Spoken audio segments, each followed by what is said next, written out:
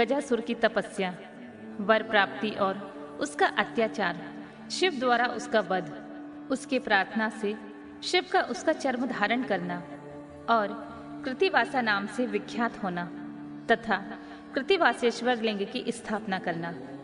सनत कुमार जी कहते हैं, व्यासी, अब परम प्रेम पूर्वक शशिमौली शिव के उस चरित्र का श्रवण करो जिसमें उन्होंने त्रिशूल द्वारा दानवराज गजासुर का वध किया था। गजासुर महिषासुर का पुत्र था। जब उसने सुना कि देवताओं से प्रेरित होकर देवी ने मेरे पिता को मार दिया था, तब उसका बदला लेने की भावना से उसने घोर तप किया। उसके तप की ज्वाला से सब जलने लगे। देवताओं ने जाकर ब्रह्मा जी से अपना दुख कहा। तब ब्रह्मा जी ने उसके सामने प्रकट होकर उसके प्रार्थना अनुसार उसे वरदान दे दिया कि वह काम के वश होने वाले किसी भी स्त्री या पुरुषों से नहीं मरेगा, महाबली और सबसे अजेय होगा। वर पाकर वह गर्भ से भर गया। सब दिशाओं तथा सब लोकपालों के स्थानों पर उसने अधिकार कर लिया।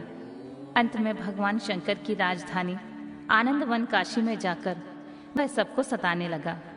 देवताओं ने भगवान शंकर से प्रार्थना की। शंकर काम विजयी हैं ही।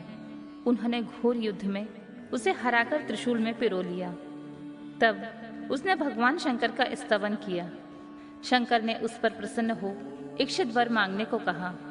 तब गजासुर ने कहा, दिगंबर स्वरूप महेशान, यदि आप मुझ पर प्रसन्न हैं तो अपने त्रिशूल की अग्नि से पवित्र हुए मेरे इस चर्म को आप सदा धारण किए रहें।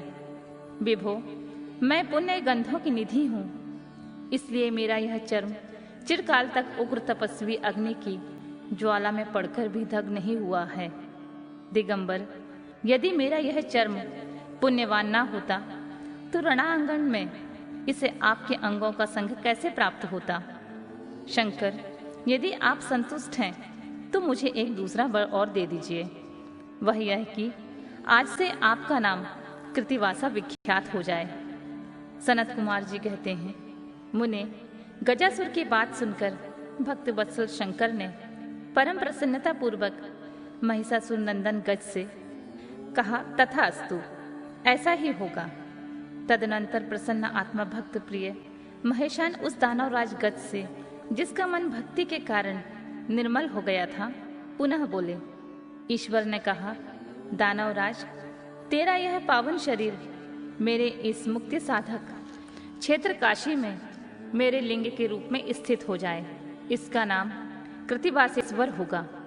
यह समस्त प्राणियों के लिए मुक्तिदाता, महान पातकों का विनाशक, संपूर्ण लिंगों में शिरोमणि और मोक्षदायक होगा। यह कहकर देवेश्वर दिगंबर शिव ने गजासुर के उस विशाल चर्म को लेकर ओढ़ लिया। मुनीश्वर, उस दिन बहुत बड़ा उत्सव मनाया गया। काशी निवासी सारी जनता तथा प्रमथ गण हर्षमग्न हो गए। विष्णु और ब्रह्मा आदि देवताओं का मन हर्ष से परिपूर्ण हो गया। वे हाथ जोड़कर महेश्वर को नमस्कार करके उनकी स्तुति करने लगे।